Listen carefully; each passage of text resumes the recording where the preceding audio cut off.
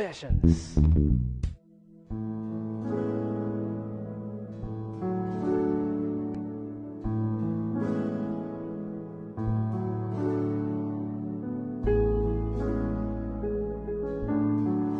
One oh 7.1 News FM Olongapo.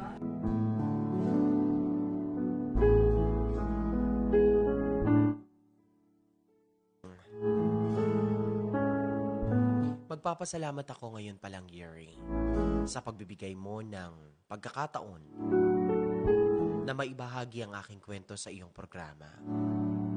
Isa po ako sa mga nahuhook na makinig sa inyong mga kwento na binabasa sa inyong programa.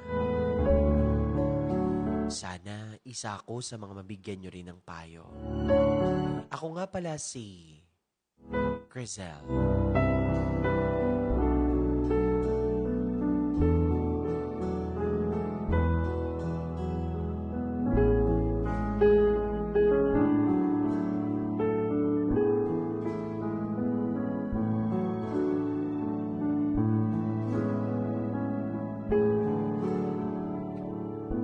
Ngayon po ay 26 years old na ako. May boyfriend ako. Worked sa cruise ship. Cruise ship industry for about 10 years. So kami ay nasa long distance relationship. Pero nahinto lang si Ruel sa kanyang industry work noong 2020 dahil nga po sa epekto ng COVID-19 pandemic.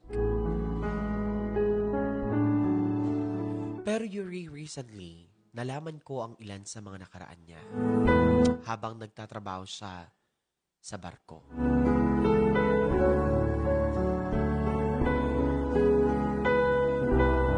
Marami pala siyang mga casual hookups, sexcapades, at iba't iba pang mga babae. O should I say mga naging babae. Bukod dyan, nabasa ko rin ang ilan sa mga conversation ng mga babaeng nakasama niya sa kaligayahan.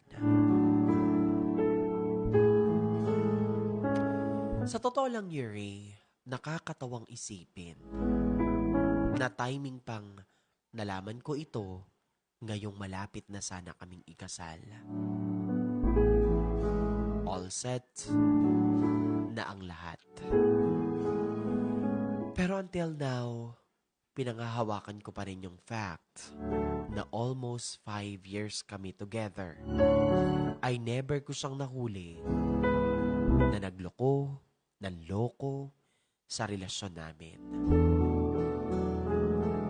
Yuri, kung kayo po ba ang nasa sitwasyon ko, knowing all that this, knowing all the things, tutuloy pa po ba kayo sa kasal? O kayo na mismo ang aatras? Pagpayon niyo po ako dahil gulong-gulong aking isipan. Mahal ko siya, pero mas malaki ang duda na gumugulo sa aking isipan. Lubos na gumagalang at nagpapasalamat, Cristel. At ito po ang aking Morning Confessions.